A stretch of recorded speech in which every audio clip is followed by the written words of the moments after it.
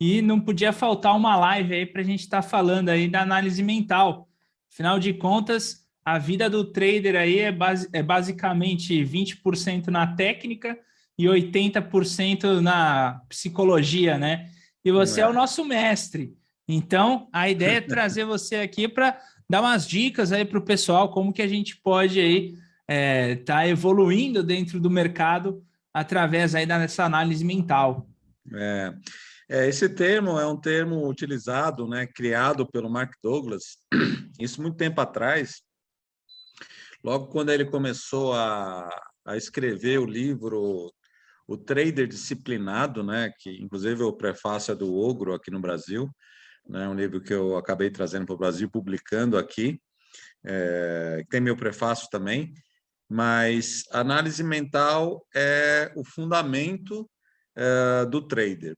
Porque assim, ó, quem quer consistência, tá, não vai encontrar no mercado, vai encontrar na cabeça, vai encontrar nas suas atitudes e no seu comportamento.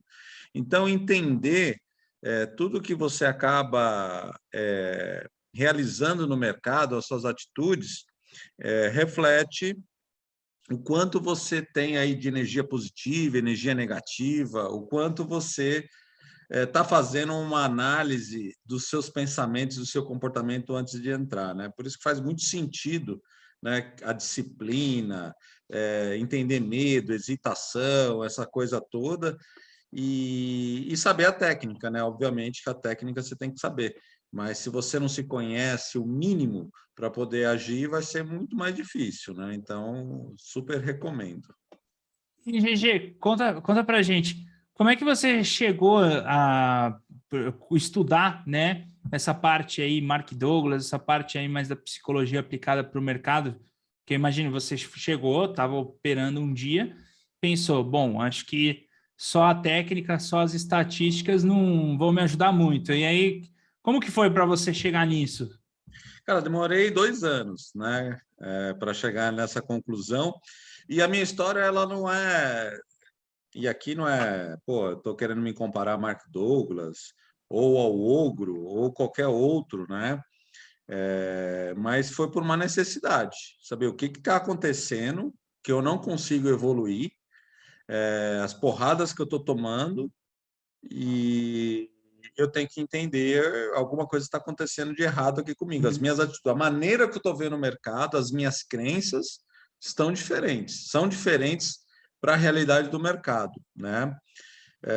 E aí eu li o primeiro livro que eu li, quer dizer, eu tinha lido outros, né? Mas não com tanta profundidade como foi o Trading the Zone, que aí aquilo ali me deu um estalo, foi um descortinamento. É como se estivesse clareando, né, um cenário e uma identificação muito grande. Falei, pô, cara, esse cara está falando de mim, esse cara passou pelas mesmas coisas, né? E ele tinha passado realmente pelas mesmas coisas que eu passei, porque ele quebrou na mesa da Merrill Lynch, né? Ele foi... Antigamente, você alugava, ia trabalhar numa corretora, no caso da Merrill Lynch, você alugava lá e ia boletar com os caras, né? E aí ele quebrou lá na Merrill Lynch, e aí ele começou a tentar entender por que que uns se dá bem e outros não. E eu acho que esse trabalho, na década de 80, foi o trabalho mais importante, que já se, assim, foi um marco, porque quando o livro chega em Wall Street, né, ele fala, Wall Street fala, pô, mas esse cara está falando de um monte de coisa nossa aqui, né, de um modo, de um prisma de comportamento e psicologia. Então, foi porrada mesmo que eu tomei e falei, meu, eu preciso mudar meu comportamento, preciso entender meu pensamento melhor, e aí o livro me descortinou, né? E aí depois veio, né, Alexander Elder, veio Van Tarp, que na época também já fazia um trabalho, e aí a gente começa a fazer, montar esse quebra-cabeça, porque já na década de 2000, Daniel Kahneman, né, com o livro Rápido e Devagar, que é um psicólogo, também fala de coisas que Mark Douglas falava no passado, né? Então, coroando, né, essa questão, um psicólogo ganhar um prêmio Nobel de economia, né? E isso acabou se juntando tudo, fazendo, cara, isso aqui é realmente muito importante, né? É. E você começou a operar em quando, GG? Comecei em 2004, mas eu comecei home broker, né, amador, né, Uhum. simplesmente como um investidor, né, curioso e sortudo. Essa que é a verdade, porque eu não perdi dinheiro naquela época. E aí eu saio do mercado, vou morar fora, volto para o Brasil em 2010, vou fazer outros negócios, acabo não me dando muito bem, não, assim, não me dou bem, né? Eu quebro, né? Praticamente. E aí eu falo assim, cara, eu vou voltar para o mercado, aquilo que eu fazia, que eu gostava em 2004, eu vou fazer novamente. E você independente, essa questão, sabe, de tradear de forma, de trabalhar de forma autônoma, né, com seus horários, com liberdade. E aí isso acontece em 2015, 2016. Só que aí eu já volto para um ativo que é realmente muito complicado, que são os derivativos, né? Mini dólar e mini índice, que também era uma característica do Mark Douglas, né? Na época, né? Quando ele opera na década de 70, década de 80, ele opera em derivativos que são ativos muito rápidos, muito velozes, né, com alta alavancagem e com poder de destruição muito grande. Então, poder de decisão muito rápido está muito presente, né, com muita confiança, né, que ele chama de energia positiva. E eu entro, né, em 2015, 2016, aí tem essa trajetória de 2 anos aí com muita dificuldade, né, mas eu começo a segunda temporada 2015, 16.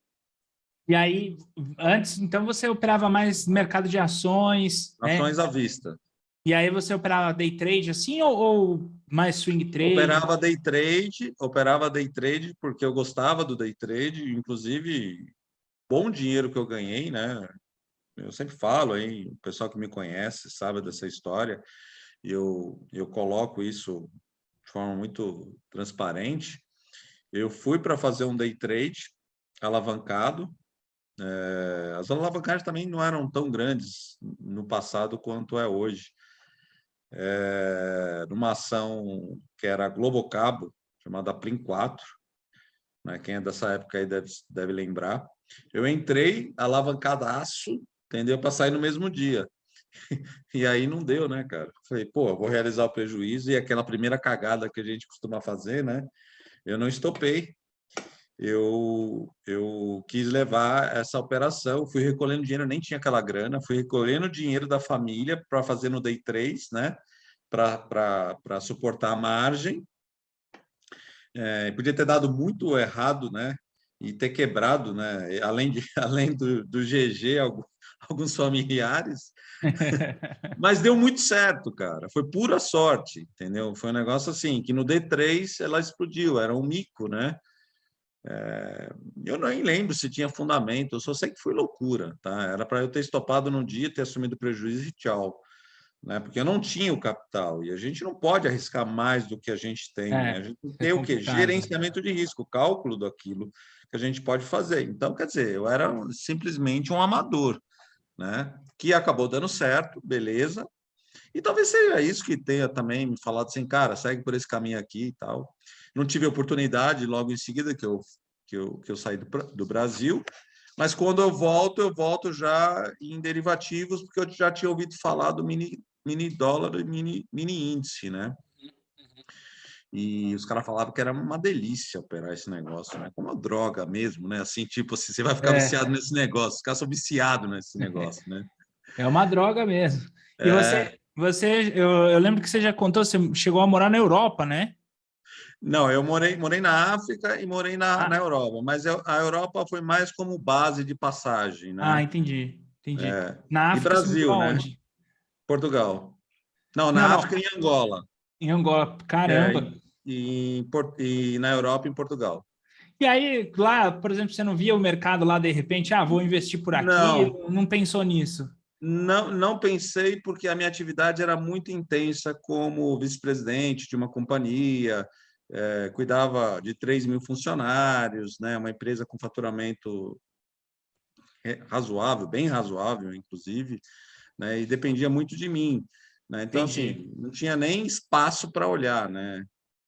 E, na entendi. verdade, já havia essa desconexão, né? Os meus investimentos estavam ligados a empresas, né? Então, assim, cheguei a Não ter no 5 mercado de empresas. capitais.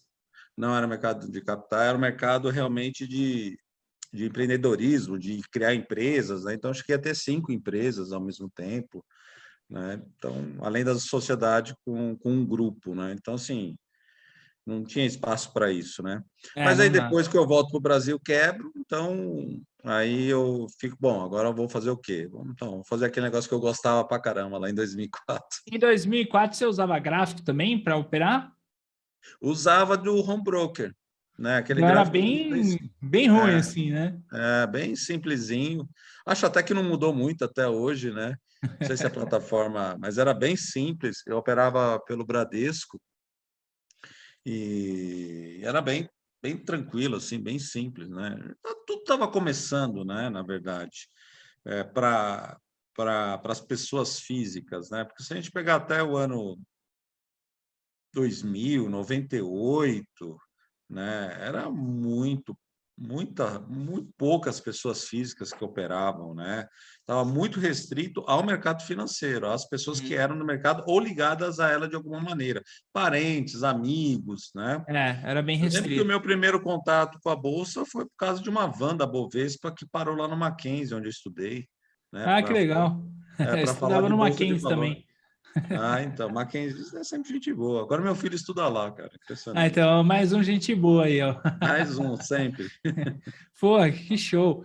E GG, aí você volta lá depois já mais 2011, 2012, né? Já uma época um pouco mais avançada de tecnologia.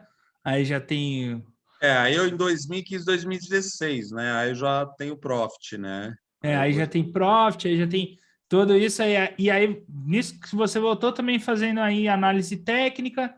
E aí foi quando você começou a estudar análise comportamental.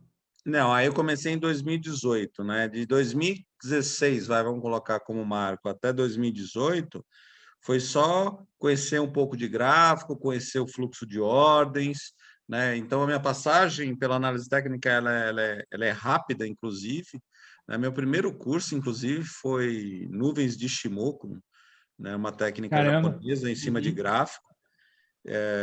Mas para o dólar, assim, para um ativo com tanta rapidez, não funcionava muito. Quer dizer, não sei se não funcionava, né? Porque naquela época não funcionou para mim, talvez por uma falta de conhecimento ou por uma ansiedade de querer resultados rápidos, de não ter me aprofundado, mas eu larguei a técnica, né?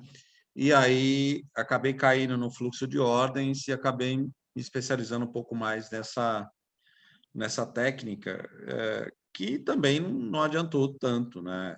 Eu tive que olhar para dentro, olhar para o meu comportamento, para os meus pensamentos, quem que era o GG, né? Naquela época que estava ali tomando loss direto e fazer as mudanças necessárias.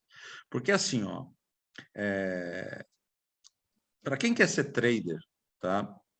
Desse mercado ou ser day trader, a gente precisa de 2 passos principais, tá? Entender a necessidade de uma transformação, porque a gente tem que entender que nós não somos, tá?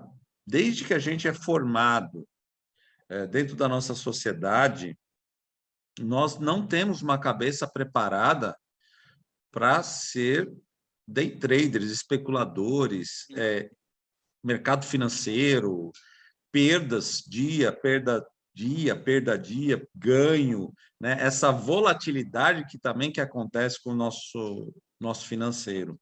A gente sempre foi moldado para ter o quê? Uma faculdade, para a gente poder ter uma profissão, para a gente ter um salário mensal, que esse loss não existe dentro do. É, Né? Você pode ganhar pouco, mas mas não pelo menos é existe. estável, né? É estável, não existe emprego que você passa o mês inteiro e depois chega lá no final do mês e fala assim, ó, tá aqui uma grana para você, chefe, né? Não É existe difícil. isso. por mais que, né, que seja pouco, você vai receber alguma coisa por ter feito, né? E nem sei se você fez muito ou pouco, mas você recebe. Então, é um padrão já estabelecido, né? Quando a gente entra no mercado financeiro, esse padrão não existe, né? É um mundo caótico, é uma coisa que maluca, né? Então, a necessidade de transformação dos pensamentos para que você entenda o mercado, ela é fundamental para você ter o quê? A mudança, né? Pô, mas espera aí, você demora 35 anos, sei lá, 30 anos para se formar dentro de uma sociedade num padrão que é estabelecido, né? Vamos dizer assim, um compliance, e agora você tem que mudar? Sim, você tem que mudar, só que essa coisa não é fácil de mudar, né? Eu não vou mudar a minha personalidade, não vou mudar o jeito de eu pensar. Então, aí que está o X do negócio. O segundo passo é que a mudança nada mais é de que você se adaptar ao mercado. Então, você vai pegar suas características e se adaptar. Então, primeiro é uma necessidade de transformação e a segunda é a transformação é uma mudança, né? Que na verdade é uma adaptação da sua personalidade dentro do mercado, dentro de uma operação, de um tipo de operação, dentro de uma maneira de operar, né? Então você vai ver traders, tá? Que vão falar assim, cara, eu opero dessa maneira. Aí você vai falar com outro e o cara fala assim, não, eu opero dessa maneira. Aí você vai falar com outro, o cara fala assim, não, eu opero diferente. E todos, né? Se você está num grupo de ganhadores, você vai ver pessoas diferentes operando. Por quê? Porque eles se adaptaram de acordo com a sua personalidade, o jeito de pensar, ao mercado, né? Não é uma transformação total, mas simplesmente uma mudança, né? Uma aceitação de transformação, né? De jeito de pensar e agir, e aí se conecta ao mercado e aí você começa a ter sucesso. Então, a virada de chave, ela é esse processo, né? Então, está na sua mente, está na sua cabeça. Por isso que a consistência não está no mercado, está em você. Do jeito que você pensa e age. Entendi.